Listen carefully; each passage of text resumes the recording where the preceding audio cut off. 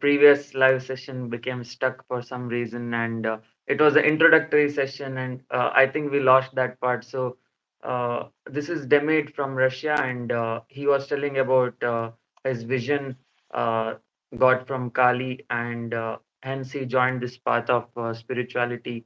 And you were talking about how you connected with Uchishta Ganapati after the initiation. Like, how was the experience? Can you reiterate? Yeah. Mm. Sure.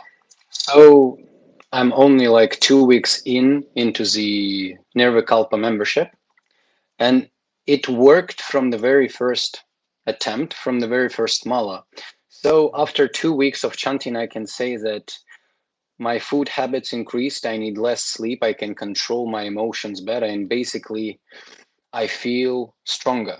I don't have any visuals because I'm kind of astrally blind, so I never have any visualizations. Mm. But I can feel his presence like pretty much every time. And what, Mm. because like Uchishta Ganapati, he is perhaps the funniest deity I'm ever interacted with because he's just constantly making jokes with me.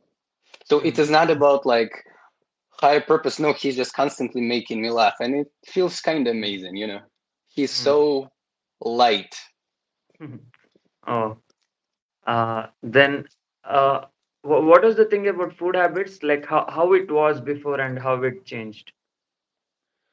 Mm. Um, it's like because I'm coming from a non-veg country, so until recently, maybe like the last year, Mm. like I used to eat meat, but Mm. like right now, I'm full veg, Mm. just green, Oh. just go all green, and that's pretty much it. And I Oh. mean, my food habits improved in a sense that I want less food now.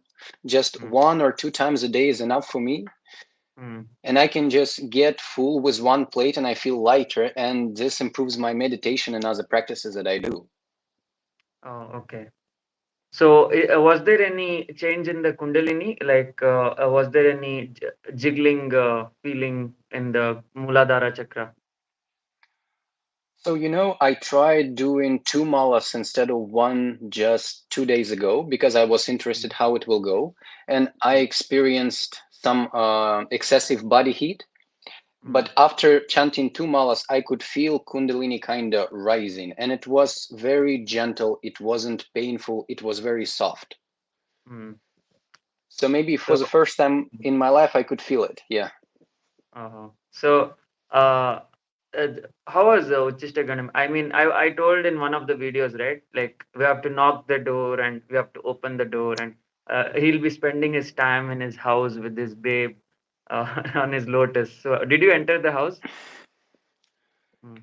It was very strange because I don't have the visuals, as I said, but it's like Mm. after chanting his mantra for 1 week, I felt like I'm already on his lap.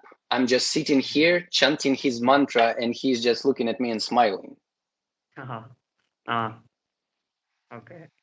So, so yeah, that's the thing about him. Like once he makes you sit on his lap, like he has a lotus, right?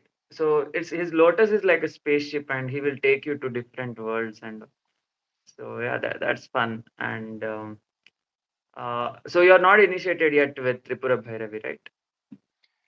No, I will be in 2 weeks. 2 weeks, okay. So then, I guess we missed in the previous live session. We missed that part regarding how you got introduced to this path. Can you talk more about the vision you got from Kali? Yeah. So, as I mentioned, I used to live a very like tamasic life full of desires and this kind of stuff. I had a lot of bad Mm. habits and basically a typical Westerner. Mm. And just one day, I felt I just couldn't even stand up from my bed. Mm. And when I finally did, I got this vision of Kalima. I had Mm. no clue like who she is, but the moment I Mm. saw her, I realized like it is Kali. It's Mm. like something was calling me like from the past. Mm. And the next thing I know, I'm reading, like, I'm learning Sanskrit a bit, mantras, Upanishads, reading Vedas, Mm, Puranas, and all this stuff. mm, Even on my table right now, it's like I have a mm. book with Mahavidyas. I have like a book about Ramakrishna. So this is something that I Oh, do every day. so what is that? I guess you had some past karmic transaction with the Indian knowledge or something. Most definitely. And every time I come to Mm. India, I end up in Rishikesh. And this is where I met my guru. And so Uh, he told me, like, you know, we know each other for a very long time. And I'm like, yeah, really? mm. He said, yes, many lifetimes. So it's Oh, fascinating. oh. So Rishikesh is in where is it exactly? Which state? I forgot. I think it's Uttarakhand, right? Uttarakhand. Okay. Oh, so it's like a temple, right? Uh, I'm not sure. No, it's not a temple. Oh, It's, I mean, Rishikesh is a city located like near the Ganges, just uh-huh. across. Oh, oh. So there you have a guru there. Yes. I've met a Oh, guru here, and mm, basically he is the Brahmin mm, and the head of the Mahakali temple. So I just went there mm, to make an offering to the mother, and I mm, met him, and I liked him mm, from the very, like, first glance. And mm. so the thing I did for the 2 weeks, I was going to him and like, please teach me how to do puja, and he was saying no, no, no, no. But Oh, then after 2 weeks, he said, okay, I will teach you. oh. So like did he initiate you with any mantra? He did, but I still don't have the formal diksha. But Oh, I am initiated in some mantras, of course. oh, okay. So how has that changed your life? Well, my life became way more sattvic. I got Mm, rid of all bad habits, and basically I mm, started doing a lot of yoga, pranayama, meditation, doing some karma yoga. So basically all aspects of my life mm, improved, and I'm just constantly thanking God, my inner mm. dweller. So I'm living a wonderful life. Oh, huh.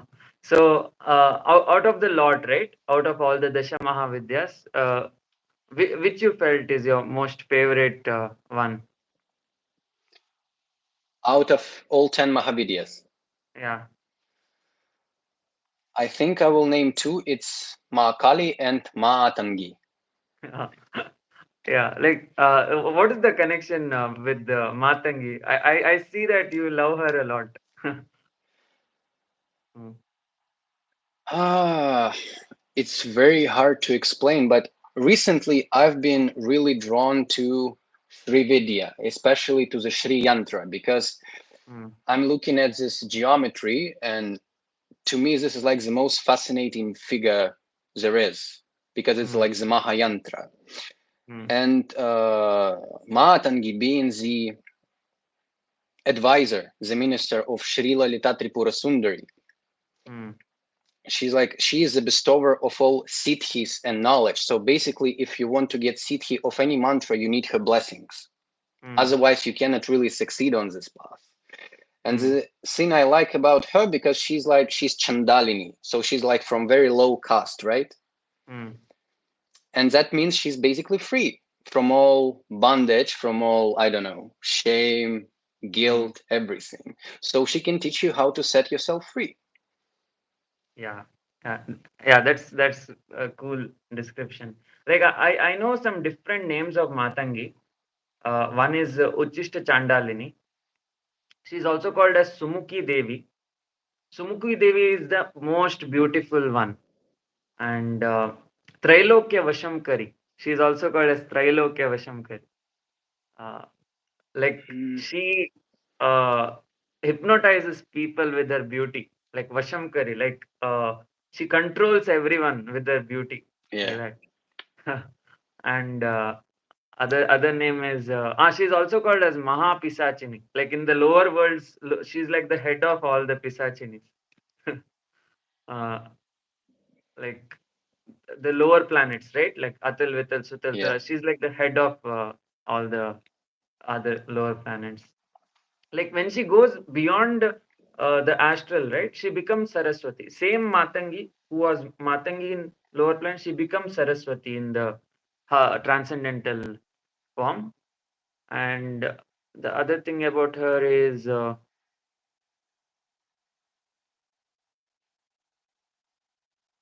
yeah, those are the three names. Yeah, Sumukhi Devi, Mahapisachini. Yeah, yeah, very interesting. Out of the Mahavidya, she's one of the most interesting. And she has also parrots, right? Like parrots near her. Yeah. Yeah, I think it represents speech or something. Like a parrot who knows to sing. I guess she represents music, art, or something like that. Yeah, and also knowledge. Yeah. From what I've heard, parrots stand for knowing the Vedas and also controlling Mm. sexual desire. Also, Oh, okay. Uh, and she's associated with the Ganapati also. No, like some say that the one who is sitting near Uchishta Ganapati is Uchishta Chandalini, only, like Matangi. Yeah. Uh, Interesting. Then what else? What else do you like other than the Mahavidyas? What else interests you? mm, if we're talking about deities, right? Deities or other sects Deities. like Advaita or whatever. Yeah. Ah, it may sound weird, but I'm very attracted to Agorpas. So it's like I'm kind of Bhairava worshipper Mm, because whenever I look at Agoris and this tradition, I'm just like, wow, this is mm, so fascinating. And yeah. basically, this is one of my life goals to create a shmashan in my heart and just get rid of all your desires, just burn them Yeah. all. Yeah. Yeah. True. And like the way they live their life outside society without caring about money, fame, anything. Like they just want samadhi. They have realized the bliss of samadhi, and they are aiming for it always. Like they are doing all mantra, like rudraksha. Have you seen their amount of rudraksha they have? Like 100 Yeah. rudraksha on their neck, and just doing mantra japa. Yeah, that's the best life actually, because it's away from family, friends, relatives, everything, right? So it's like a independent life, like a free soul. The problem is we are bondage. Like we have bondages like parents, family, wife, children. So that those are like sometimes it creates a prison, invisible prison, uh, and we have to be inside that prison for because of societal reasons, and the mind gets constricted. When the mind gets constricted, and when natural death arrives, the mind is still constricted, and due to which it feels like um, the soul doesn't feel free, and due to which it reincarnates, because the soul wanted to be free. In order to transcend, the soul must be set free. And what agoris do is they decondition the mind from the society, and they condition themselves to be free, due to which it is easier for them to transcend. They live like animals, right? Like that. So what do you feel? Mm. I think they live the most natural life there is. I mean, they Mm, don't wear clothes because basically we don't need it. They eat less because we can live with just sunlight, right? true. Uh, I mean, they live on Shmashan because ordinary people might be afraid of it because it's kind of death, Mm, corpses. But mm, if you have some spiritual experience, you can understand it, it's like Smashan is like an airport. It allows you to travel to any loka very fast because Mm, it's a place full of spirits. true, true. Yeah. Have you been to Kumbh Mela, where lot of agoris meet, or uh, one in Kamakya, Ambubachi Mela or something? No. Unfortunately, not, but Uh, I wish, I wish ever. yeah. Like a lot of energy transactions there. Like if you go see Kumbh Mela, right? Because lot of agoris will be there, and it's like the vibration in the entire surrounding will increase because of the sadhaks. That is, they might have done more than like 1 lakh, 2 lakh, 5 lakh malas, and that energy will be that surrounding energy will be increased because of the people. um yeah. Whereas, like, if you in a society, very few people do sadhana, due to which the vibration is like not almost null. We don't feel vibration in a supermarket or shopping mall or something. But when you enter Kumbh Mela, it's like different vibe.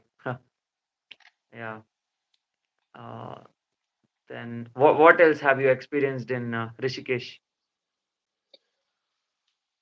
Oh, so Rishikesh is where I became a yoga instructor. So I completed several yoga programs there. Mm, And this was the first time I washed myself in Ganges, and it felt like a relief. You know, like I washed a lot of things from yeah. myself. Uh, I really love Mother Ganges. She's amazing. So, mm, Aditya, I have one question towards you. mm, Because my girlfriend, so mm, she is kind of seeing the changes that are happening within me because of mm, this sadhana. And she really wants to join. And mm, she asked me, like, can we practice together? mm, And I'm already 2 weeks in the program. mm, She's never done anything like that. mm. How can we do this together? And is it even feasible at all? Or we should do it separately? Oh. See, the thing is, in every video, no, I comment that I put a pinned comment introducing my courses. One is the Nama Mantra initiation, which is free, Yeah. then Kundalini Yoga, which is free, and the two are the paid courses. That is, and it is same. That is, both are same. It is got through the Kundalini membership itself. That is the Bija Mantra initiation and the Agora method. That is um, using your partner. So the thing is, both are same. Once we know the Bija Mantra of all the chakras, no, if the couple chants both the if the couple chants the mantras, it will be more powerful. That is, I have explained in one of the video called as Agora method, and it's about uh, expanding the orgasm. That is the expanding the orgasm of food, sex, anger, power, love, speech, thinking, and enlightenment. So it's like expanding the orgasm. So I guess that video will help you to understand how a couple can do the bija mantra together in order to reach that level of bliss. That is like doing avahan. Avahan means you're like invoking the deity inside you Mhm. together. Like as a couple, you're invoking it together. Okay. Yeah. So it'll be more powerful if you do it with your partner, because there is an extra element, right? That is love, because love enhances the what to say, sadhana, the bliss. And if you do it in a single manner, that is a different kind of vibration dynamics. It is like it's just between you and the deity. Whereas if you do it with couple, that is, if you do it with your partner, what happens is it's like you both are going into the houses of deities. Like both of you are invoking the deities inside you. Yeah, that's a different dynamics. Yeah. So yeah, it'll be interesting. Like one, there are many like couples who are doing in this course, right? There are like 4 5 couples who are doing it together. So you can also try. Yeah. Okay. Mm. Uh, then what? There are a lot of comments. I like your shirt. So they like your shirt. Uh, WhatsApp can. Uh, you look like a white rapper. I don't listen to rap at all. Hmm. There is one guy called Jesse. I guess he's also into sadhana. I don't know where is he from. Uh,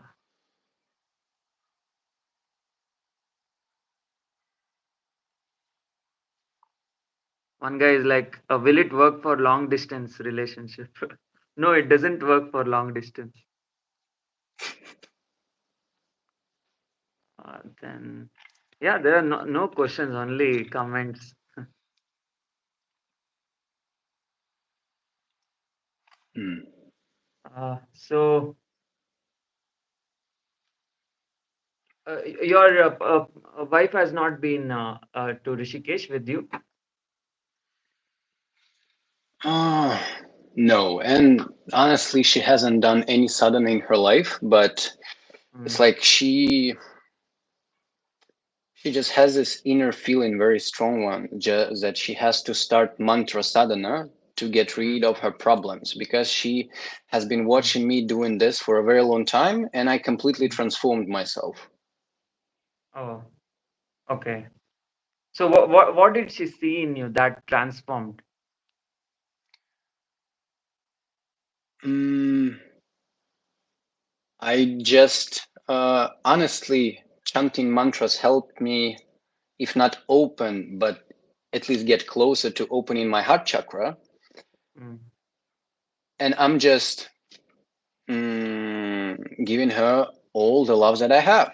And I became like the most loving person there is. She's oh, in complete bliss oh, because I treat her as my Shakti, right? So I mean, mm, you have to love the Shakti, worship Shakti. I mean, she's my mm, treasure. oh, yeah, that It's like that's cool. you don't need the goddess somewhere like there because I mean all the goddesses are inside of you anyway. But you can Mm, worship your girlfriend as the goddess because I mean she is the goddess, right? mm, true. So And that's what I do. the interesting thing is, females, right? They have 2% more of the Shakti, that is the Y chromosome, due to which Mhm. they are more in tune with the goddesses, whereas the male humans are due to, since they have, I mean, sorry, I actually interchanged. That is, females have the X chromosome, 2% of the extra X chromosome, and whereas males have the 2% of the extra Y chromosome, due to which males are more in tune with the Shiva, whereas the females are more in tune with the Shakti. And what it means is, the females have 2% of the extra creation in them, whereas the males have 2% of the extra creator, that is Shiva. So that is what I realized. And other 98% is same. That is 98% of humans, both male and female, it's the same element. That is the Shiva Shakti combined. Yeah. And uh, then what else? Uh,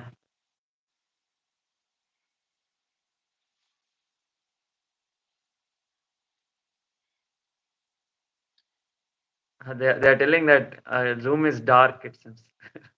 So what's that like behind? Is it like a pink light? Yeah, Oh, that's how I live all the time oh, in darkness. in darkness. Yes. Oh, uh,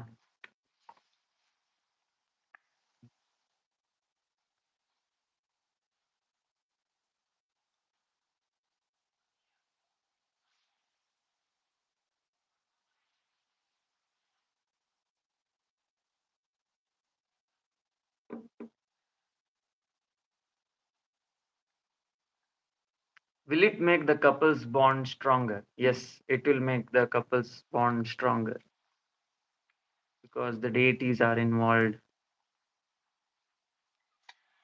And by the way, Aditya, I really wanted to ask you about Uchishta Ganapati because so Mm, his Shakti is Uchishta Chandalini, and she's mm, sitting on his like left mm, knee, mm, and I can understand how to interact with him, but how should we interact with her? Because she's basically holding the entire power of Uchishta Ganapati because she's his Shakti, right? mm. Yeah.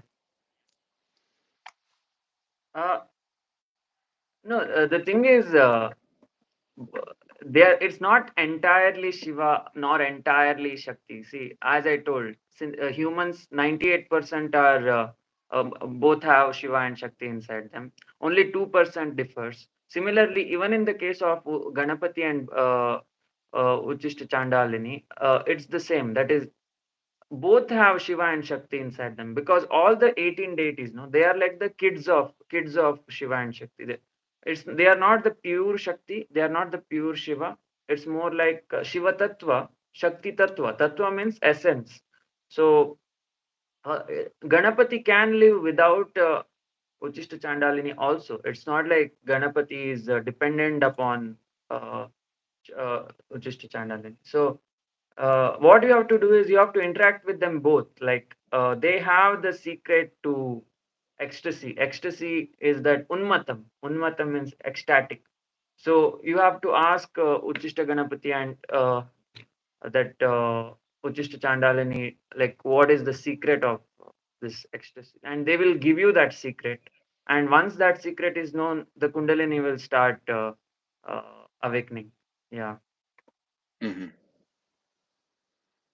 So, do you have any set of questions like which you plan to ask? Um, yeah, just a little bit. So, do you think, because as I said, I didn't knock the door, I just felt like I'm already on his lap. Do you think I still need to kind of go back, knock, and say, Ganapatiji, please accept me? Like, I surrendered to you fully.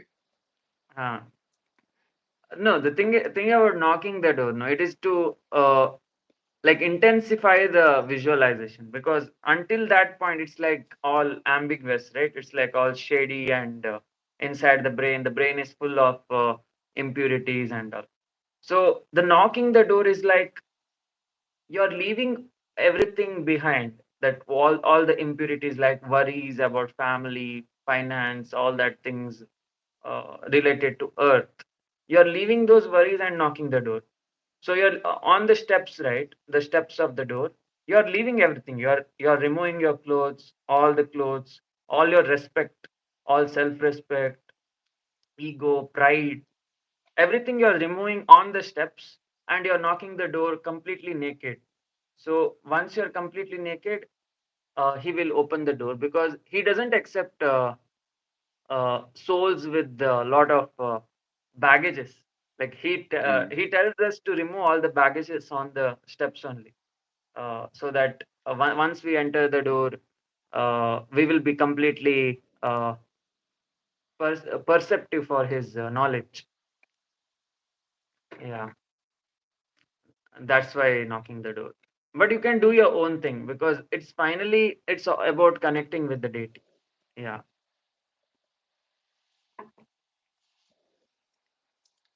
And another question I have. So I remember your protocols that with each week. So first, like you chant it loudly, the next week softly, then like you whisper, and finally week 4 you chant it inside your head.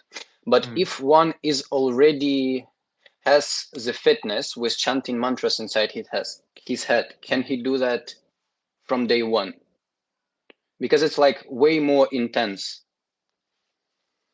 Uh, yeah, see, the thing is, I made that protocol for the beginners who have not yet started sadhana in their life, and that's like a protocol meant for not following, just for knowing the four types of chanting. So you can follow it. You need not follow it. The main goal is to connect with the deity. Yeah. Okay. Co- yeah, concentration. That is the main goal. Yeah. Mm. And may I also ask, so the mantras you've given, so it's like Guru mantra, Vishnu mantra, and the Uchishta Ganapati mantra. Why Mm, do we not chant Om before the mantra? Because it's like when we chant Om, we kind of purify the space mm, and basically our inner self. mm. Uh, See, the thing is, you can add in Om for any mantra. It's not like we have to not add. It's Om can be added anywhere, anytime, because after all, every mantra came from Om. See, Om is like the primordial sound. So from that primordial sound, all the other mantras were generated, derived. And that's why, since Om is the head of all mantras, you can chant Om at any time without any uh, uh, like initiation of a guru also. Yeah. You can do like Om Guru Brahma, Guru Vishnu, Guru Devo, Maheshwara, or Om Kayena Vacha Manasindriyeva. So whatever. Yeah. Uh, then what else questions?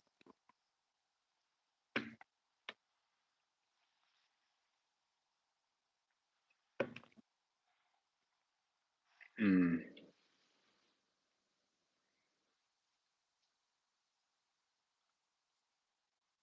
So I can't see any questions from the chat. Do you have any questions? Mm. So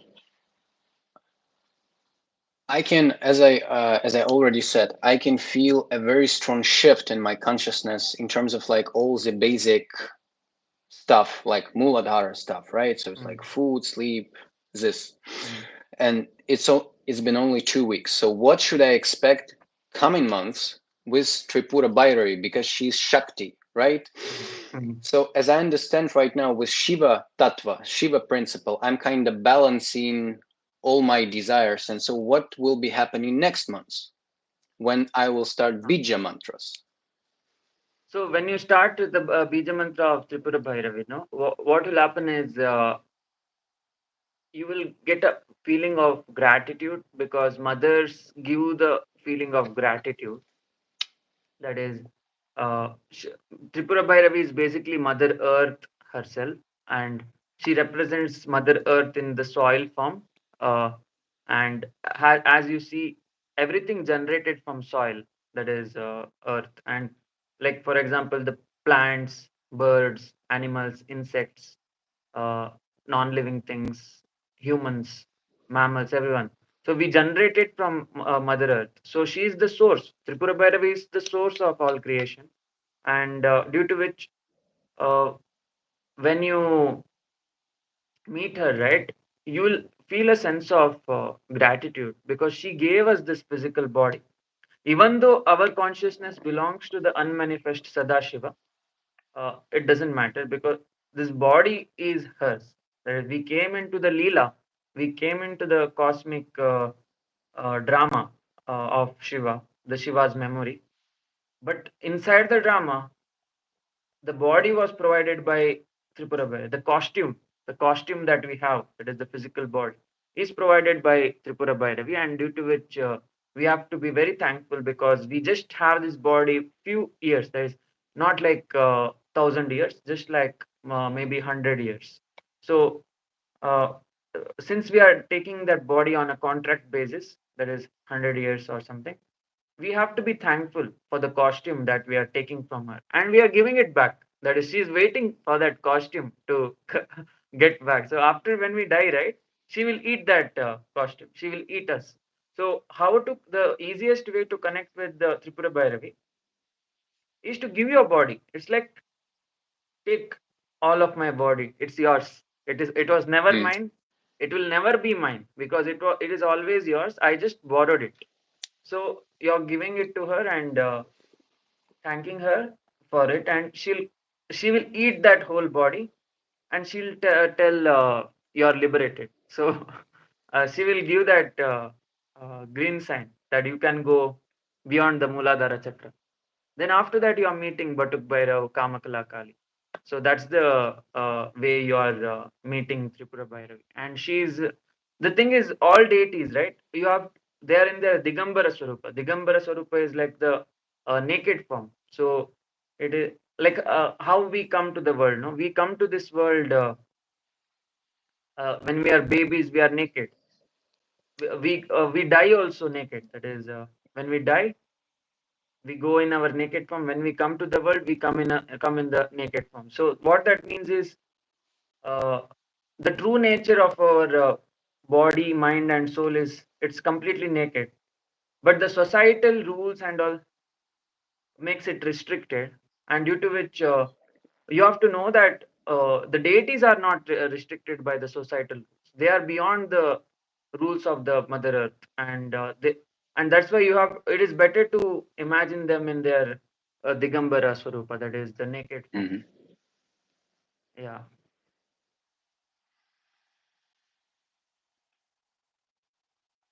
Then what else?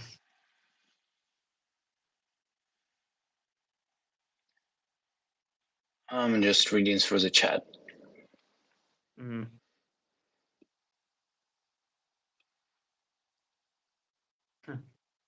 Jesse is uh, interesting. So Jesse, where are you from?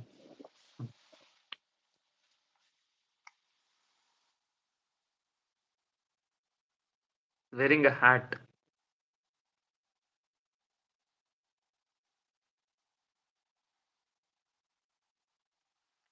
Texas. Oh, I thought he's from Russia. Okay. Aditya, if we offer our physical body to Tripura, then are we gonna be still alive? See, this is all going inside the mind. It's not like you are giving the body on in a physical realm. You're giving it inside the mind. The thing is, uh, inside the mind also we are selfish. That is, we think this is our body, but that is not the truth. This body does not belong to us. It belongs to Mother Earth. So that you have to understand. That is why you are conditioning your mind of being selfless. Yeah.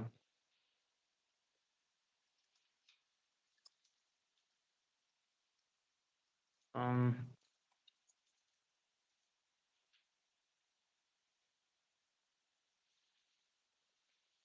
What else?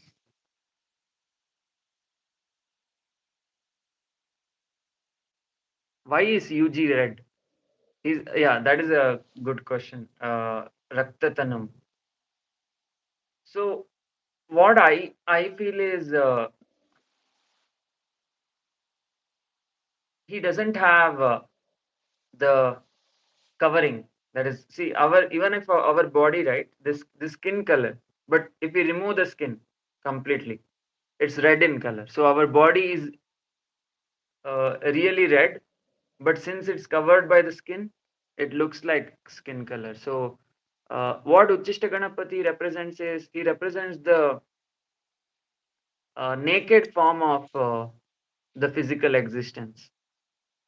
Uh, and we since we have a lot of pride with our skin, like for example, we see the mirror, right? Every day we see the mirror and we are body conscious.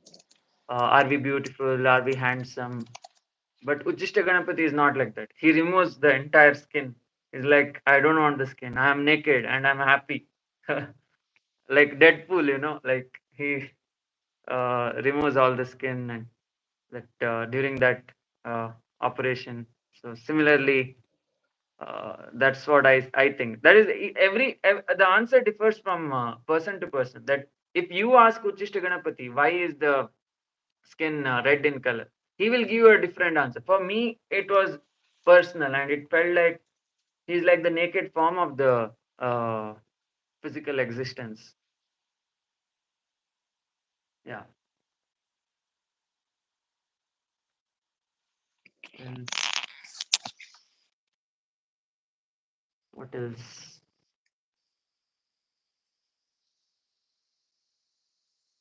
So Demit's question is empty or like is it still in stock? I think there are some unanswered questions.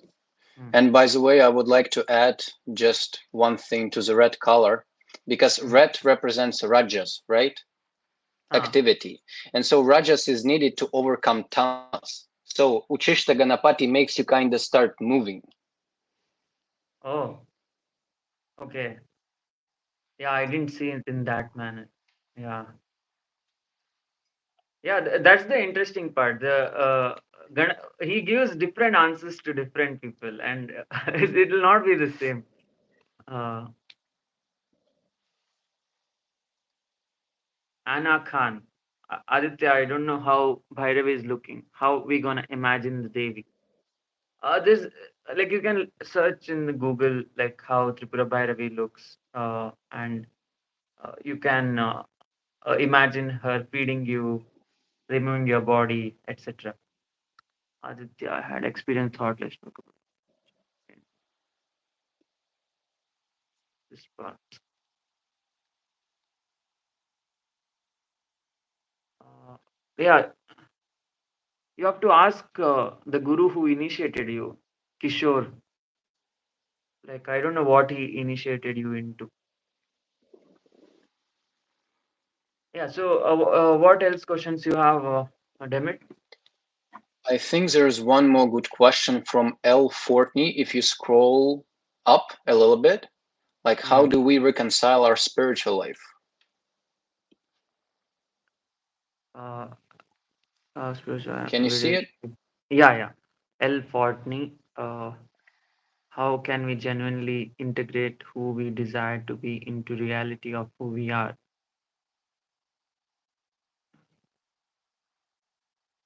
See, the thing about spirituality is it's not about having any identity. It's about leaving the identity. See, there is no individual self actually. There is no Aditya. There is no Demid. It's basically Mother Nature talking to Mother Nature. So now, even if you meet an ant, even if you meet a squirrel, a cat, a dog, it's basically Mother Nature talking to herself, interacting with herself. It's like I have five fingers, and my index finger is talking with the thumb, is middle finger. Like it's like talking, or like it's like these two fingers are talking. It's like human is talking with the squirrel. So so it's same part. We both of us belong to the hand itself. That is, both of us belong to Mother Nature itself. So how are we different? We are not different. We are just named different. That is, during when we are newborn babies, we have been named different, due to which we think we are individuals. But that's not the truth. We were never individuals. We are never individuals, and we are never gonna be individuals. We are always a part of the cumulative collective consciousness. Yeah.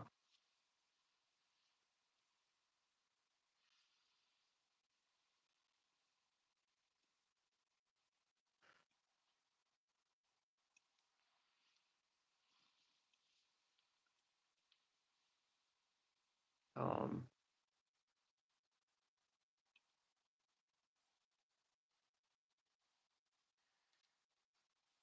so, do you have any other interesting questions?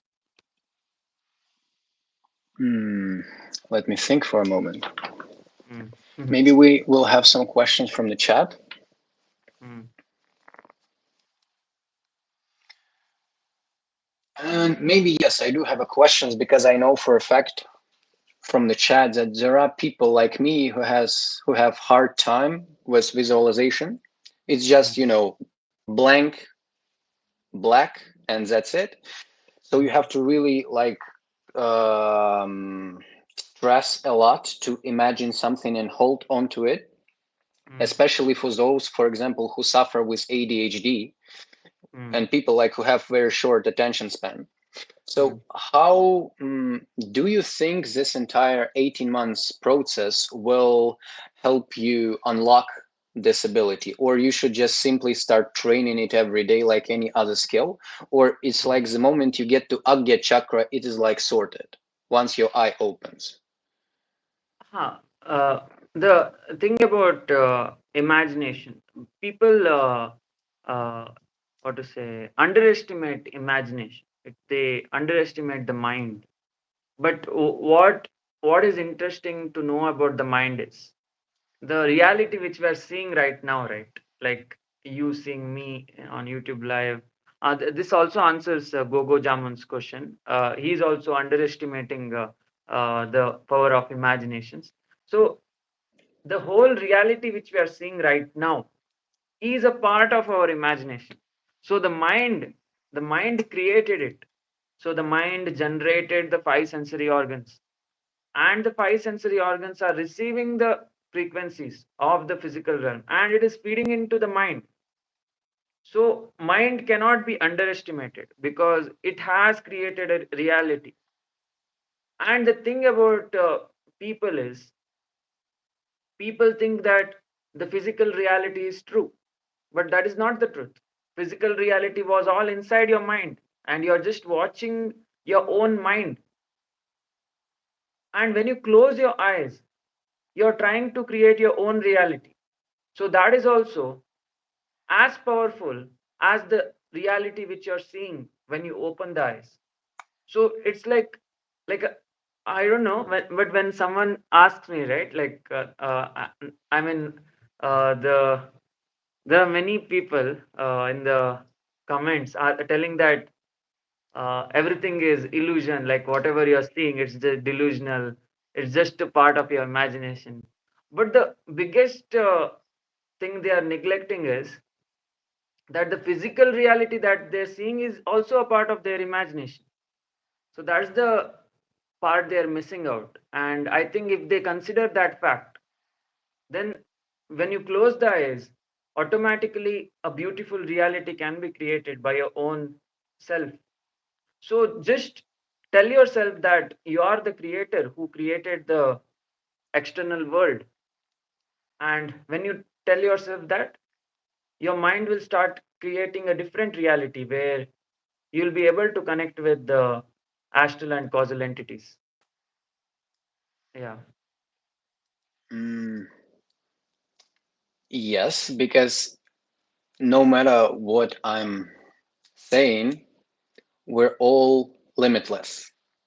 All Mm. limitations, because they come from mind, and so we just need to remove them, or maybe imagine ourselves as already overcoming, having overcome these limitations.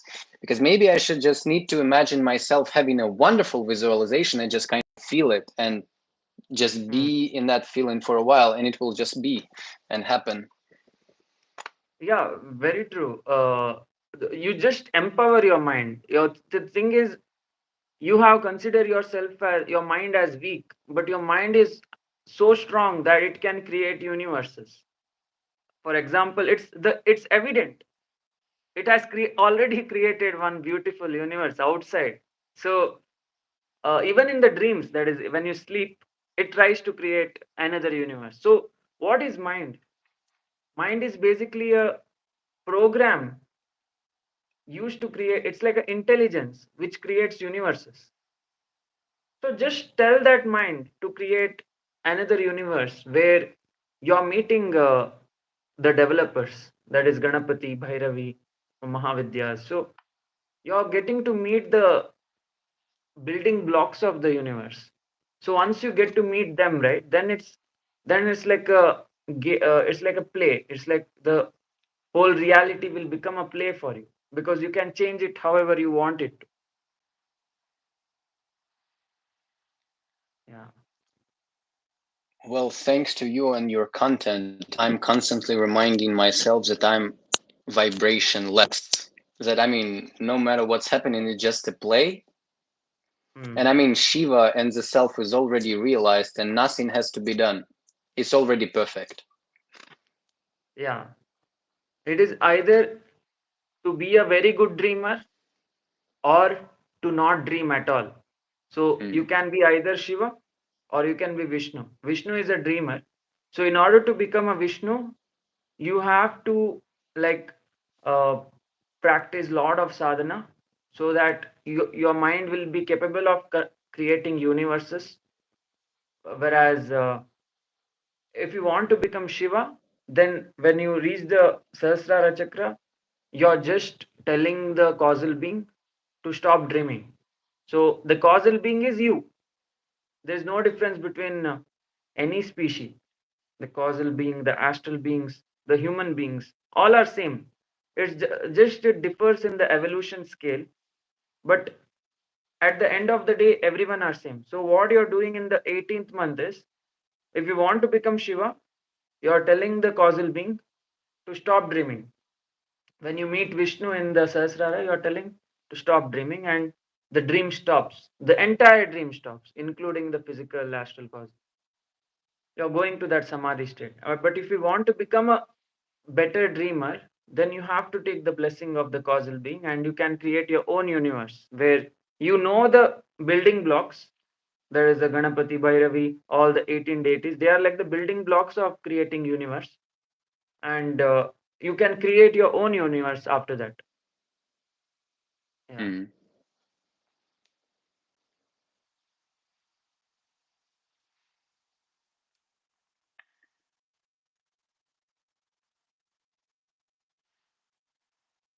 Uh, I watched the movie Kantara. I really enjoyed it. The event when one of the main characters becomes the deity.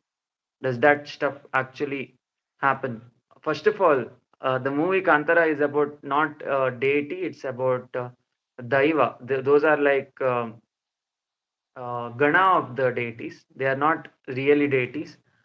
Ganas are like the, what to say, they're like the, deity is subordinates. So they're the subordinates of the deities who will perform the work of deities. For example, if a deity has to uh, establish dharma, righteousness on earth, then they will send their ganas. So ganas are like they are also very powerful, way more powerful than humans. It's like ganas have the power of almost entire city, entire district, entire state. So that's the level. That's the power of ganas. If you combine all the humans in the entire state, it's like the power of one gana. So they are just the subordinates of the deity. And what happens is in the Kantara movie, uh, they try to invoke the ganas inside them. Ganas can be invoked inside a human, that is a awakened human. Uh, a human who has awakened his Kundalini is capable of invoking the entire Gana inside him. And invoking deity is very far. You're just invoking the smallest part of a deity, whereas you can invoke complete Gana inside you. And to do that, there are a lot of rituals, and that's what happened in the Kantara movie. Uh, they, because of the pain of the people of the village, that Gana was invoked inside a human, and that human protected the entire village. And it's also called as Kshetrapala. If a Gana protects a Kshetra or a set of locations, it will called as Kshetrapala. So that's the power of Ganas. Uh, yeah. What else?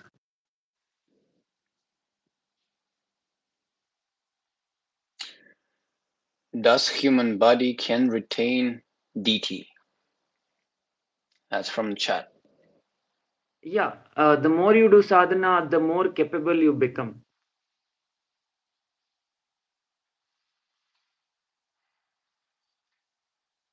What's the difference between Vishnu and Mahavishnu?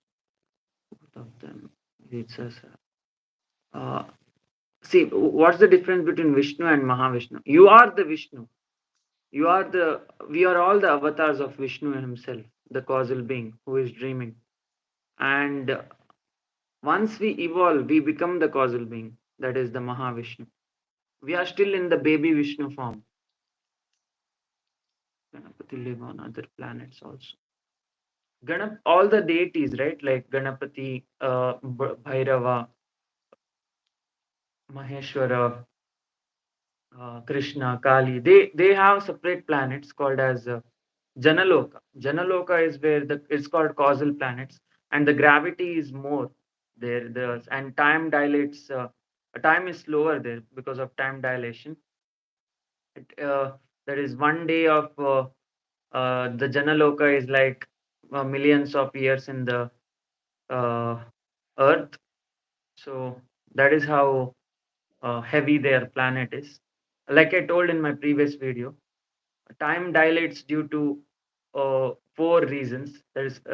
Time can be bent by four factors. One is heat, like supernova explosion, and another is gravity, like heavier planets have slower time, and another is concentration of the mind, because your mind creates reality, and your mind has the power to bend time also if you concentrate more. And the other is speed. That is, if you go in the speed of light, you have the power to bend time. Four methods of bending time. Oh.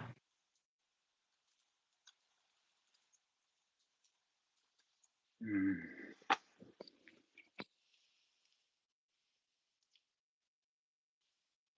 Okay, Aditya, can I add to it a little bit? Because I believe there's a word in Sanskrit called like stavesham, which means like Mm, merging with the deity.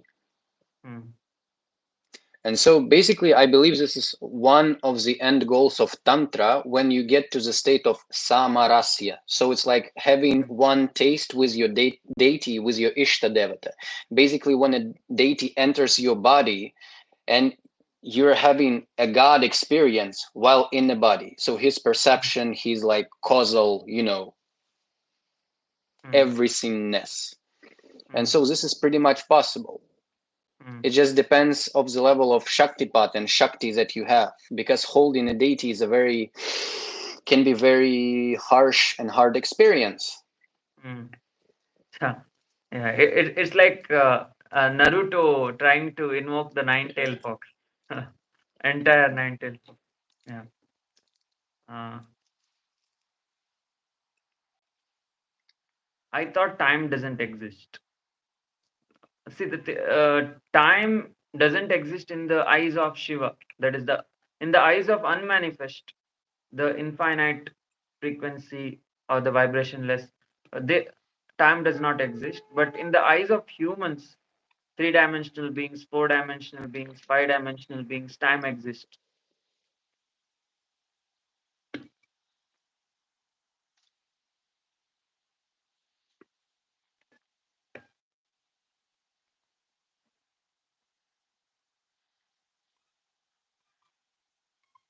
And so, for example, Aditya, what will be your advice? For example, my experience, I don't dream a lot. I think I do, but I can hardly remember my dreams usually. I Mm, just go to the deep sleep state instantly and I'm having a wonderful time there. But for example, if a person wants to go to the astral plane and kind of start with creating his reality by first creating his dreams, mm. you know, what will be your advice for a novice? How to start? Where to begin? Uh, le- See, the thing is, astral and causal plane exist, but the thing is, we are not aware in that state. Those are like different radio stations, and Hmm. the key to seeing the radio station is awareness. So the people who go to sleep with zero awareness will not be able to see the astral, causal, or the unmanifest. Uh, Rather, they will go to completely low vibration. See, there are two types of Shiva, as I mentioned in the some live session. One is the Shiva that you get through lowering your vibration, completely lower the vibration until the point where everything becomes black.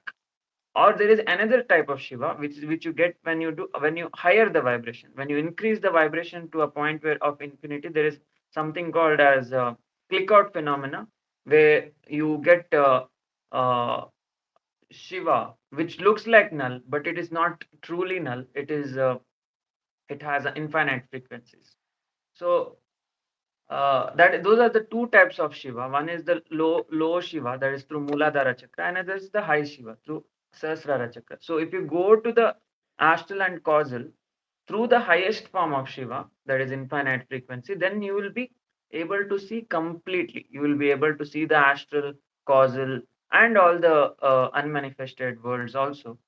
Whereas if you go through the Muladhara chakra, that is low vibration, then you will not be able to see the astral, causal, and the unmanifest. You will be completely tired, like a non-living being itself. So sleep is basically non-living being only. Hmm. I'm like a bottle, like a plastic bottle. Yeah.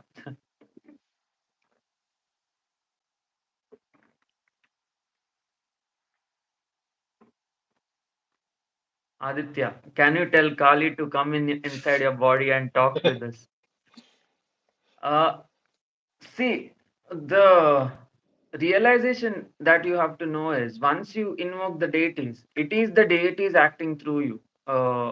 N- even now, whenever we talk, it is not us talking, it is the Tarama talking.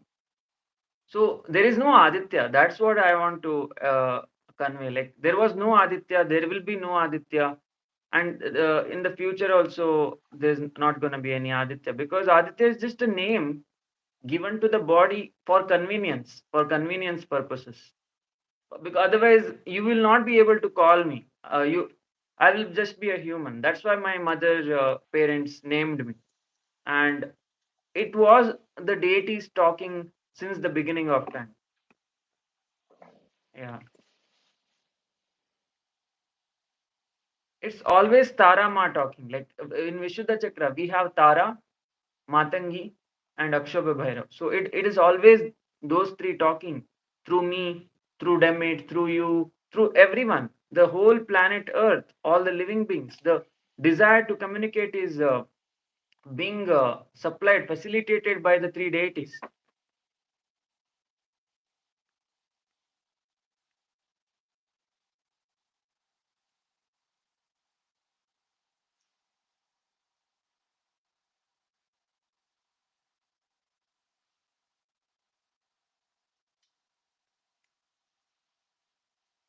Aditya, is it possible to dissolve the physical body? As Buddhist said, it is called the rainbow body. Just leave not just leave the body. Uh, it's it is this guy has to be banned. Uh,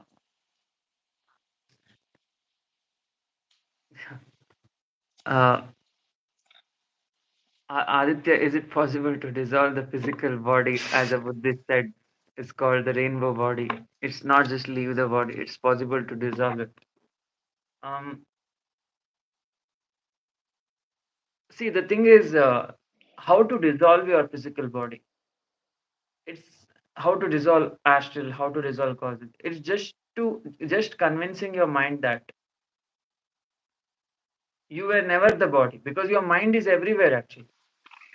For example, it's there in the handkerchief, it's there in the water bottle, it's everywhere. The consciousness that we have, it's everywhere, but we have convinced our mind that no, it is the Aditya. So that is why you are seeing the life through the eyes of the human. But if you convince your mind that you are not the human, you are everywhere, then you dissolve yourself.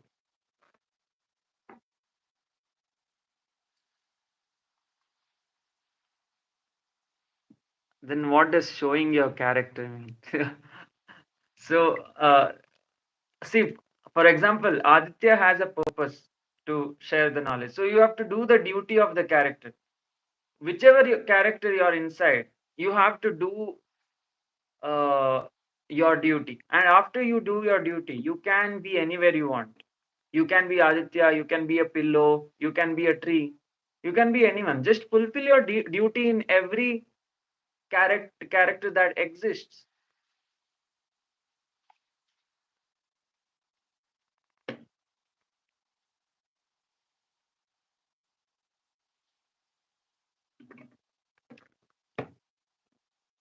So, did you find any good questions to answer, or for you? To be honest, I really like the question. Like, is Shiva gay? Because the answer would be Shiva is transgender because he's Ardhanarishvara. He's both man and Uh, woman at the same time. So, as just like we. um, But hopefully, you banned him.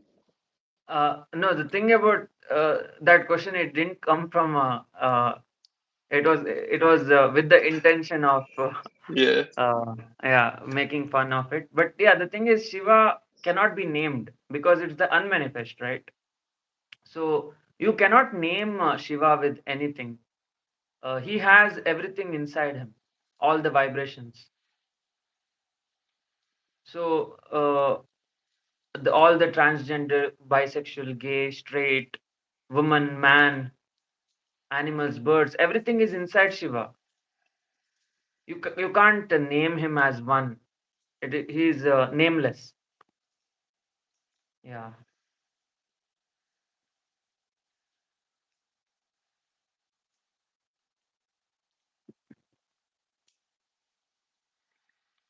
Can I become a Hokage?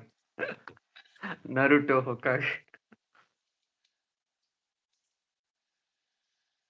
Mm, and so I have one more question because comparing the so Nirvikalpa membership to the Nama Mantra free program. So I believe you say that during the months 2 or 3, you establish a relationship with your Ishta Devata, right? Hmm. So it just happens. And so how does this process happen for those who haven't discovered his Ishta Devata yet Hmm. during this Nirvikalpa membership? And what do you think about Ishta Devata? Because from what I see, people are choosing his Ishta, but the way Hmm. I understand it, the deity has to choose you instead, right? Um. I mean, I know there's like no you, there's just one God, but we're still playing this. Yeah. Yeah. I got it. Yeah. In the 18-month program, the one whom you connect the most is your higher self. So the Ishta Devata is like our uh, see, there are like two beings. One is Kula Devata, another is Ishta Devata. So Ishta Devata, the Kula Devata is your higher self. That is your personality. Your personality is Kula, whereas another is Ishta. That is your favorite deity, the one with whom you connect the most. So Hmm. if, for example, if in the Kali month you connect with Kali the most, then she is your Ishta. So when the Kula and Ishta combine, uh, that time what happens is the whole universe will disappear. So it's about the merging of the anima and the animus. That is the lover and the loving. So it's like a love story between you and your higher self. Yeah.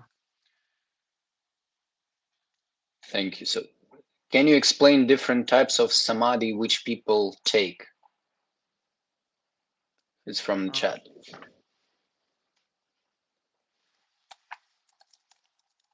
wait, that Nama mantra is different because it doesn't. The Nama mantra is just for mild awakening. It's not for samadhi. For samadhi, you have to completely merge Ishta and Kula. Whereas in the Nama Mantra program, it's just about experiencing the bliss. Yeah. Mm. And yeah, sorry, what was the question?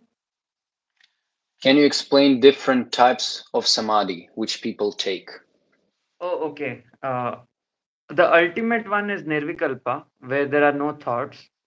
But in Savikalpa Samadhi, the mind exists. That is, the mind is still watching you attaining the thoughtless state of existence. The mind will be like, oh, I have reached the thoughtless state. So the mind the observer still exists in Savikalpa, whereas in Nirvikalpa, the observer also dies. It merges with the vibrationless.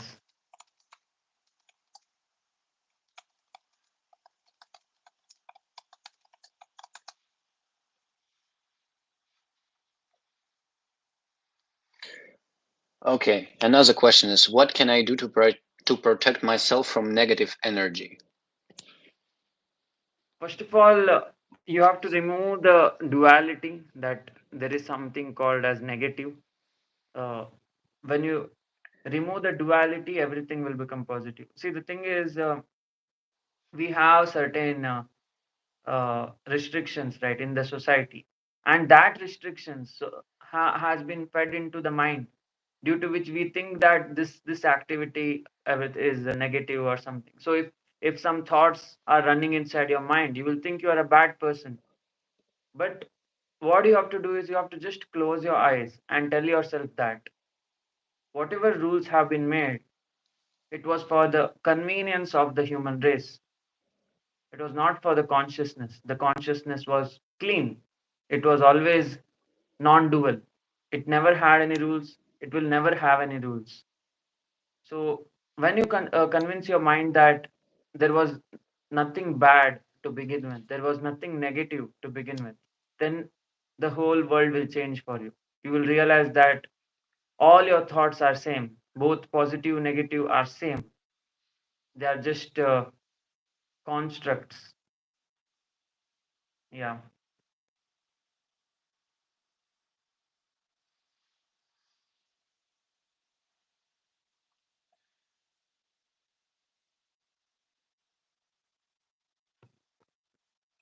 Uh, So, what is your solution for negativity?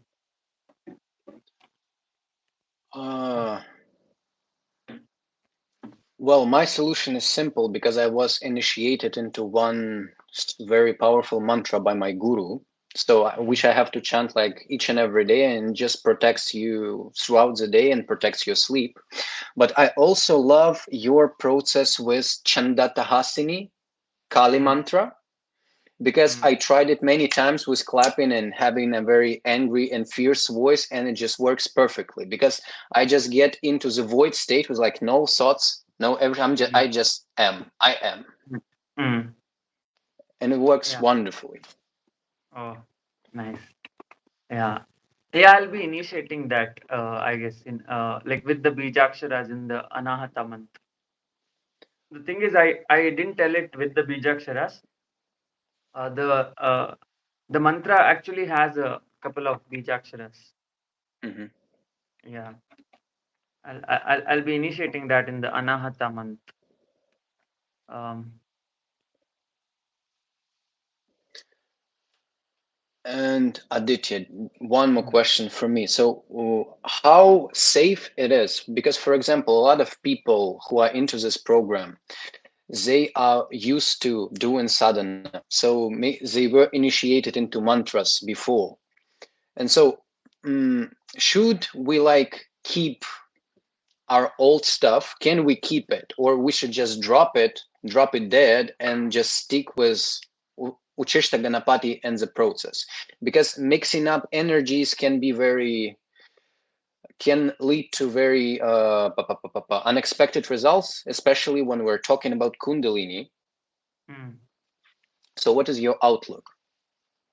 That's true. There is sometimes the old sadhana initiated by other gurus can mix up, and yeah, it might have some backfire. That is it negative consequences. But the thing is, it's all about the mind. See, if your mind tells that no, I have to continue my old sadhana, then you have to continue. You can't fight with your mind. So it's all about making your mind your friend. So if you feel like your old sadhana is helping you, you have to continue it, because otherwise your mind will start fighting. And the thing is, this sadhana, the Kundalini sadhana, is for transcendence, whereas the old sadhana, whichever people used to do, were doing, was for better mental health or whatever. But this is all about going beyond the space time.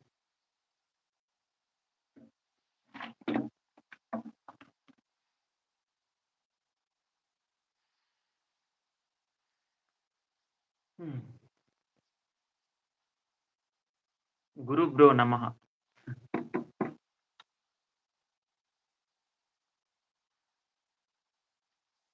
The purpose of Om Namah Shivaya.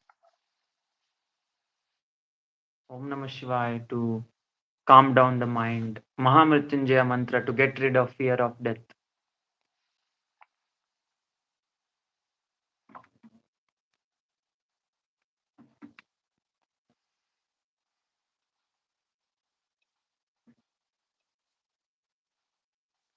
So, do you have any good questions to answer? I'm just watching a chat Mm. because, to be honest, I don't really want to be egoistic, and I just want people to express themselves. Uh-huh.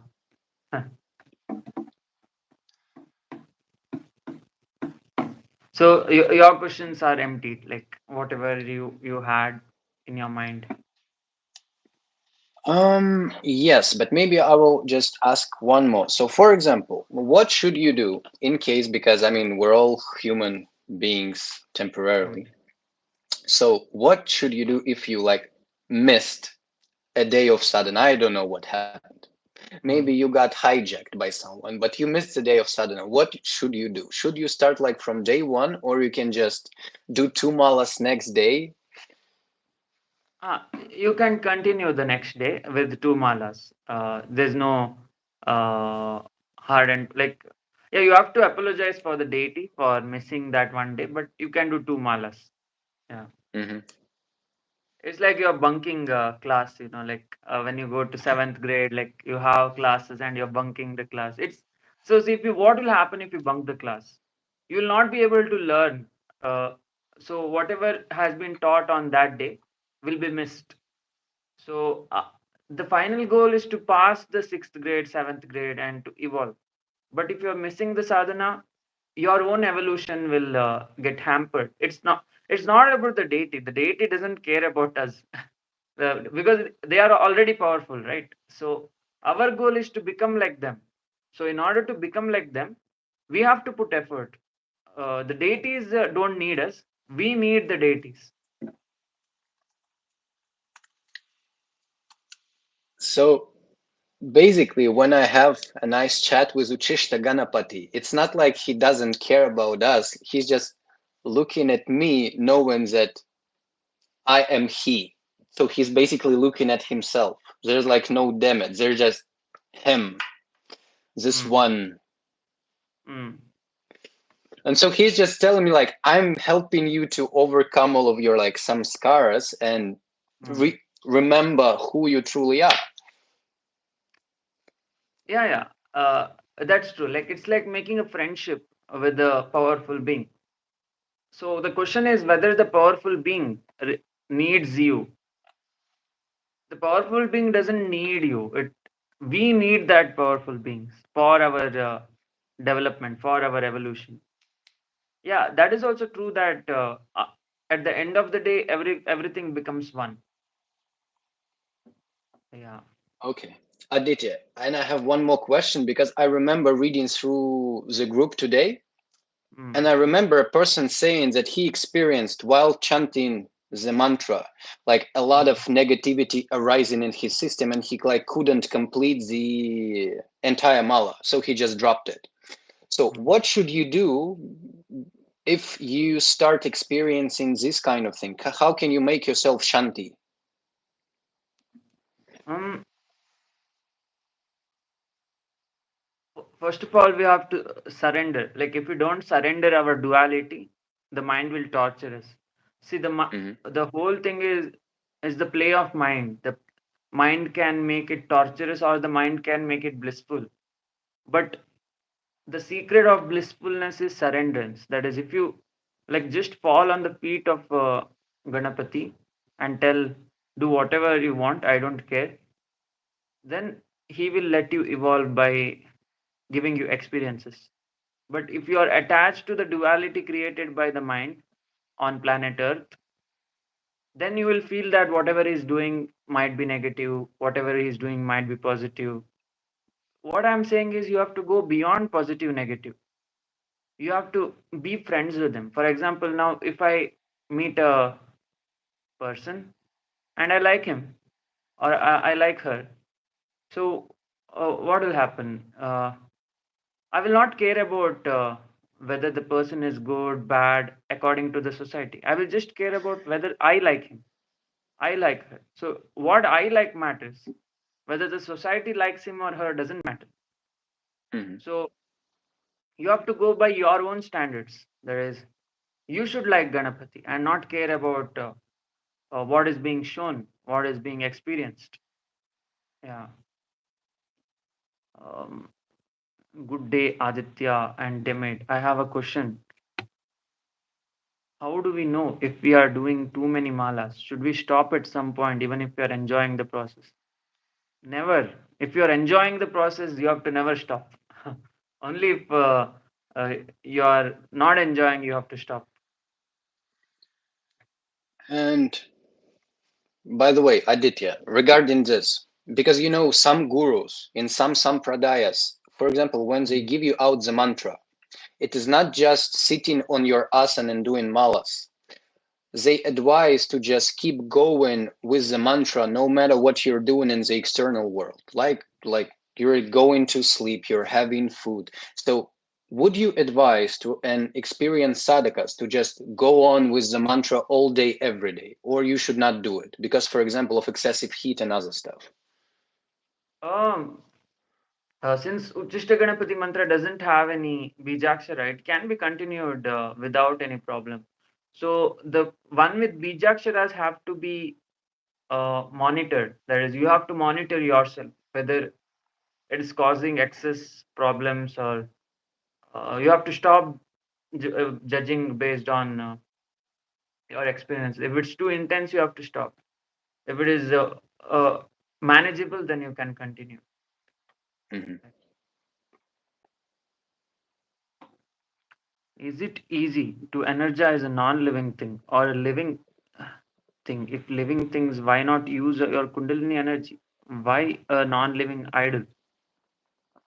Uh, See, always we have to know that our body is temporary, whereas a non-living thing can stay longer. For example, the golden idols in the temples are consecrated with lot of energy by the pandits.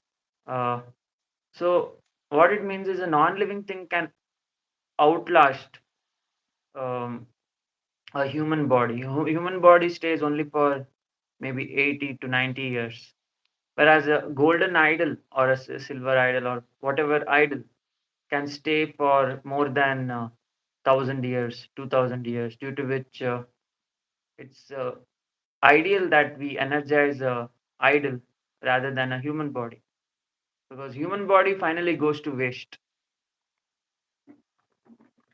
Yeah.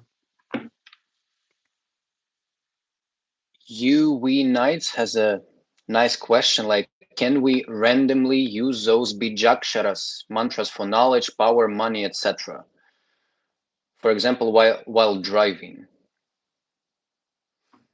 I mean, bijaksharas could be very dangerous,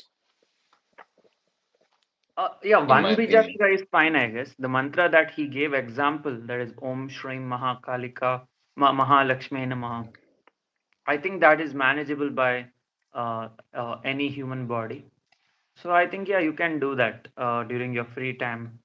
But if you do more than one Bijakshara, it may cause some uh, heat related problems. So always be cautious.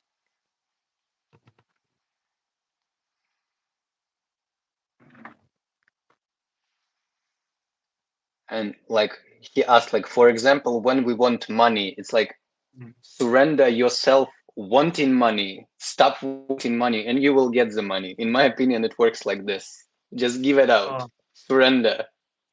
yeah, yeah. Like just fall at the feet of Lakshmi and she will do whatever she wants.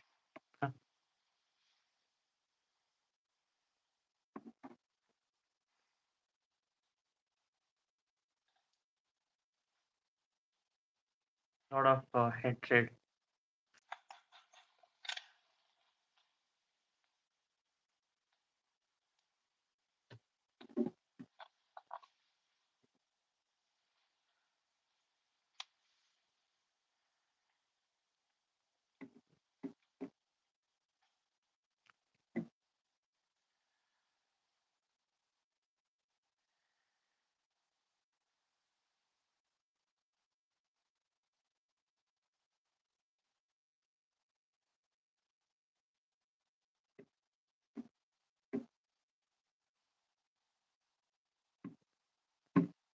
32 viewers. I'm just saying hi. Hi to the 32 viewers.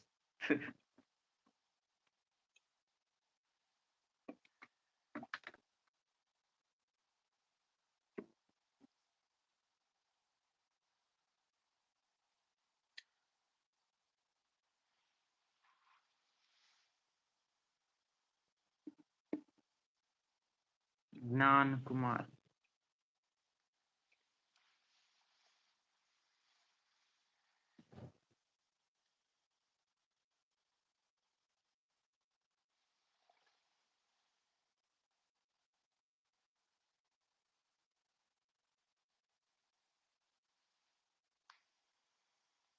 Is it possible to lose all that you have attained with your sadhana to distractions? And is it more difficult to attain it all over again? Yeah, that's what happened with me also. I lost it all like 2 months back. I fell under tantric attack, and uh, yeah, my I lost almost all of my powers, and I'm trying to regain it back. That is, I'm doing my sadhana again. So what it means is siddhis. You will lose siddhis in any second. That is, if uh, if your own lover betrays you, you may lose all the siddhi. And the thing is, there are a lot of factors how you can lose a siddhi, uh, due to which the only constant thing that you can have is the connection with the deity. For example, let's say I attained the siddhi of Mooladhara, that is solving health issues from Ganapati and Bhairavi. I might lose that siddhi of curing health issues, but my connection with the deity will stay strong because that cannot be lost. The love for the deities will never be lost. Only the siddhis, the powers that you gained through the deities, will be lost. It can be lost by some attack or betrayal by your own loved ones. Yeah.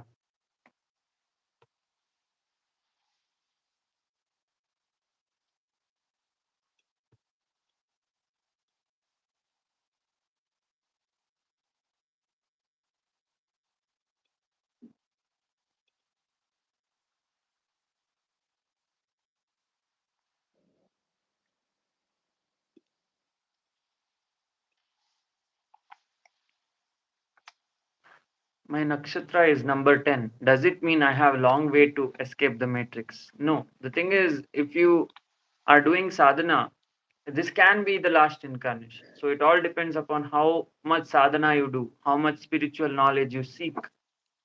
So it all depends upon that. Whereas nakshatra says your birth chart, that is, it says about your state of mind that was there during the birth.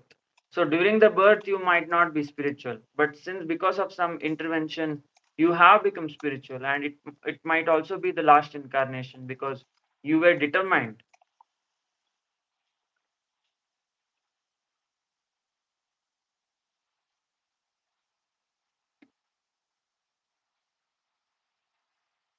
Oh, Art Terror is telling his uh, Uchishta Ganapati is throwing weapons on the ground and he's scared of it.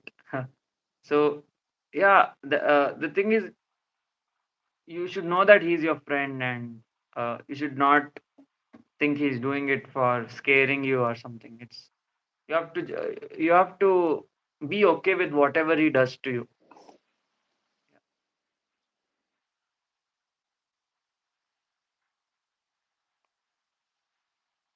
Ah,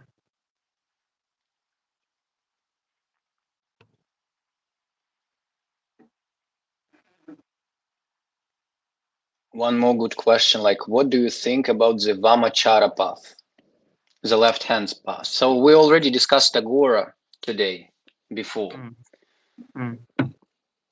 So what do you think about Vamachara and Panchamakara?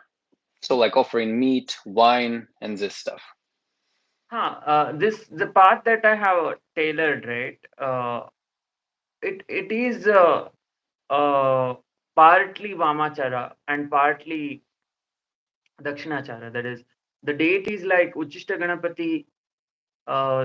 Tripura Bhairavi, Kamakala Kali, and some of the deities like Matangi are uh, belong to the Vamachara Tantra, whereas the deities like Krishna, Hanuman, Vishnu, they belong to the Dakshinachara. So it's like a combination of both. So you're in the lower chakras, you're invoking the tamasic and rajasic form of the deities, and you're taking it to the higher chakras. So when the Kundalini goes to the higher chakra, it changes from the tamasic and rajasic guna to sattvic guna. So from there, it changes to um, once it goes beyond the sattvic nature, it becomes what is that nirguna. So when it reaches Sahasrara chakra, there is no guna for your Kundalini. It goes beyond the three gunas. That is the sattva guna, rajas guna, tamas guna. Yeah. So this is a path of like a combination of all, like all the deities are combined.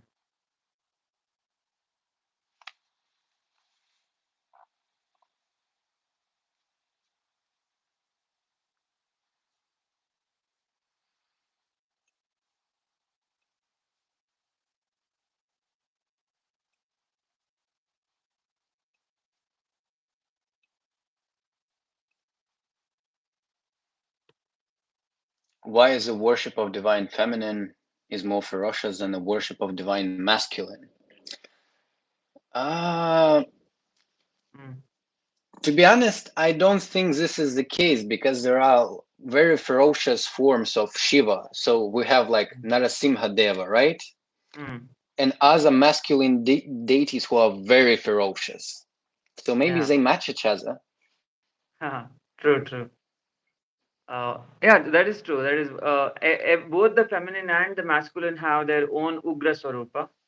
For example, Kali like Smashan Kali, Bhadra Kali, Chandakali, those are like Ugra Swarupa, Agora Ganapati, Narasimha, and there is in Shiva there is Rudra also, Rudra and Krodha Bhairava. So there are ferocious forms of both masculine and the feminine.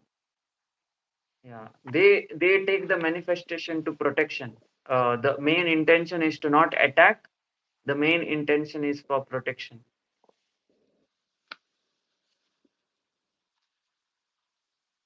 So Livanshi is typing like, I fear messing up if I worship mother. But I mean, she's your mother after all. She loves you regardlessly, no matter how you act. True, true. Yeah. Even if it is Chinnamasta, the most ferocious mother, she is loving after all. She teaches you um, to remove the pride, and she teaches you the importance of sacrifice, self-sacrifice, so that other people can be benefited by your knowledge. Yeah. And there was some question: why do Rakshasa Gana have a hard time connecting? So the reason people have born in Rakshasa Gana is because of the previous lives. Uh, what to say? Underdevelopment of moral value. See, Gana means it's more of the moral value, whereas Nadi means it is more of the sadhana, how much sadhana you have done. Uh, so Gana represents how much bhakti you have done, whereas Nadi represents how much sadhana you have done. See, there's difference between sadhana and bhakti. So when you are loving the deity, it is not about getting power. It is more about uh, sacrificing your ego. Whereas doing sadhana, some people do it for awakening the kundalini, getting powers. So that is dependent upon the nadi. So Rakshasa Gana people have a hard time connecting because they have not worked very well on in their previous life. They have not worked well on their values. That is the moral values. So if you work on your moral values, it can be converted. That is Rakshasa Gana can act like Devagana instantaneously. It is just about switching the mindset and sacrificing your ego for the deities. So you will be converted to Rakshasa to Deva in within few days.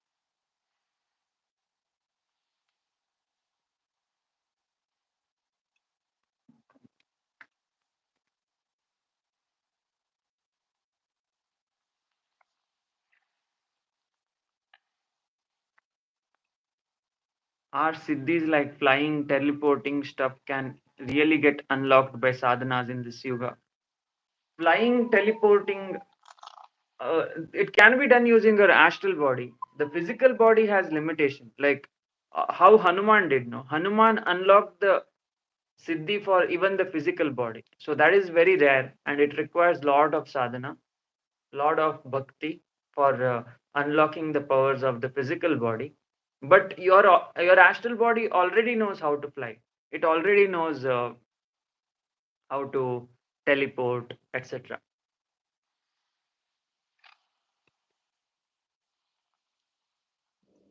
Who are 64 yoginis? Many people do 64 yogini sadhana before doing Ma Kali sadhana. What are your thoughts on that? The 64 yoginis are like the ganas of Ma Kali. That is, there are yoginis, dakinis, and uh, so what they do, they test the uh, sadhak's concentration power, like how much he is devoted, why he is devoted. They see, they come to your place. The yoginis, before doing Kali sadhana, the yoginis will come to your home. They will see why are you doing Kali Ma sadhana. Why are they will see your background. It's like background check. Uh, Once they get to know your background, uh, uh, they will take you towards Kali. So without the yogini's permission, you can never meet Kali, because Kali always sends her subordinates first, then she comes. So she will see your purpose, why you are doing it. So once she gets to know, only then she comes. Yeah. Ooh. Aditya, can I add to this last question of Jay? Like, do you know Paravak? It's more powerful than mental chanting. So it's like we have Mm. Vaikari, Madhyama, Pashyanti, and Paravak. So Paravak is the unmanifest sound. Can you explain these four levels of speech? I mean, Vaikari, no need to explain. But what is Paravak and even Pashyanti? Yeah, can you explain the meaning? Like I'm So a bit, yeah, no okay. problem, absolutely. Mm, So it's like we have four levels of speech. The lowest one is Vaikari, right? So this is the speech I'm using right now.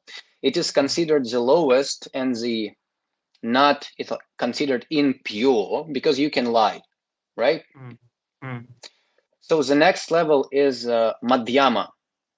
That's when you can communicate through your mind. And I think you already know that people can exchange thoughts without having to mm, speak. mm, Right. So the next level is so Madhyama is basically the level I'm not stuck on, but I am most of the time. But there's also Pashyanti, which is more subtle than the Madhyama, and mm. Paravak. Paravak is considered the unmanifest sound which resides in Muladhara. And so Jay, can you explain what is Paravak to us? Because I don't know. I wish I knew. Oh, But so people wha- say that when you chant mantras with Paravak, you can get the siddhi of the mantra in like just couple of days because it counts as like lakhs of Vaikari chantings. oh, yeah, that's what even I observed. For example, let's say uh, see, for example, I'm doing sadhana of Mahakali, Om Krim Mahakalikai Nama. So first I'll be chanting Om Krim Mahakalikai Nama, Om Krim. Then that it goes becomes subtle, subtle, subtle, subtle, and it goes to a point where there are no thoughts. Only that mantra is going on in your consciousness, and everything becomes silent. So I think that is Paravak, where it's going on its own. Like you need not put conscious effort. See, when for example, when to tell Om Krim Mahakalika Nama, I'm putting conscious effort, right? uh, because Hmm. the mind, the body is putting conscious effort. But As you go subtler, subtler, subtler, subtler, the conscious effort goes, that is, it disappears, and the Om Krim Mahakalika Nama goes automatically. So I think that is Paravak, where it goes automatically.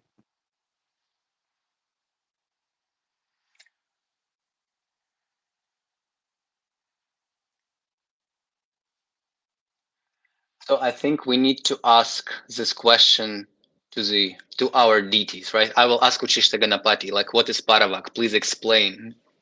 Mm. Yeah, it may be the most subtlest form of chanting, where the doer, the observer disappears, and just the mantra exists. Yeah,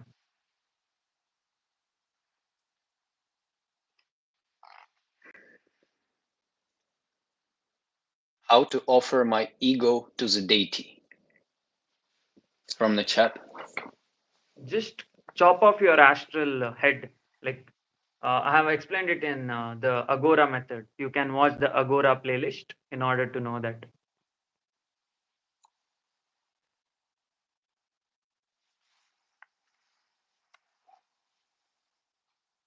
Mother Love Shakti.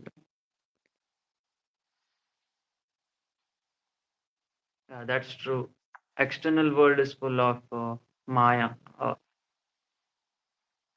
The biggest realization is knowing that the external world never existed. It was all internal. We can do actually one thing where we can meditate and go to the Paravak state, right? Like right now, if the viewers, are you ready to go to the Paravak state of chanting? What you have to do is, like, I'll try to awaken the Kundalini of everyone who is watching this. So, like, it'll be a try. I don't know whether it will work, but it's a try. I've never done this in the previous live sessions. So what you have to do is you have to sit straight, close your eyes, and chant Om Krim Mahakalika Enama inside the mind for 10 minutes. After 10 minutes, I will remind you to open the eyes. So let us go to the viewers who are watching this in sleeping mode. Kindly put your back straight, and we'll start chanting Om Krim Mahakalika Enama. So 3, 2, 1, go.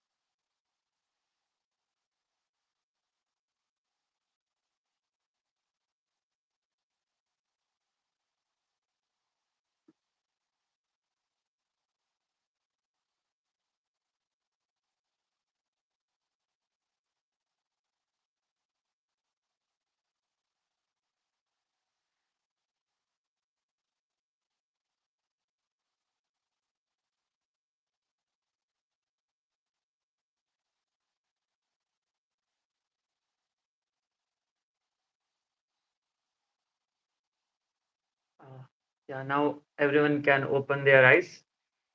So, did you feel any changes? Demid, did you feel any changes? Yeah, pretty much. Especially at the end, I felt a very exceptional Mm, level of stillness and mm, a lot of energy below my navel, just rising mm. and rising and rising. Oh, Thank you so okay. much. No problem. Yeah. Yeah. The thing is, what I do is I chant all that 18 mantras from Muladhara till Sahasrara. And when it comes to Shodashi, no, I just like create a hole here, and I uh, bring the Kundalini till that hole. That is the Brahmarandra. So if I put that Kundalini beyond the that hole, then the soul will pop out. Escape. So, but like I don't think I can do that. That is because I don't have such immense power that only the sadhak who is doing sadhana can do it to himself. Other people don't have the right to remove the kundalini from the brahmarandra. So it is all dependent upon the sadhak himself. Yeah. Wow.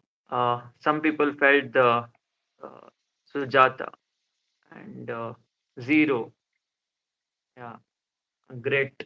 I'm happy that some people got to experience the vibrations in their Kundalini. Um, yeah, the best part is Shodashi. That is the Shodashi, right? She has a very loving energy. Like when you reach that 18th month, right? It'll be very peaceful and she'll be all loving. She's the mother of all. Like she's the boss lady of all the Mahavidyas. Yeah.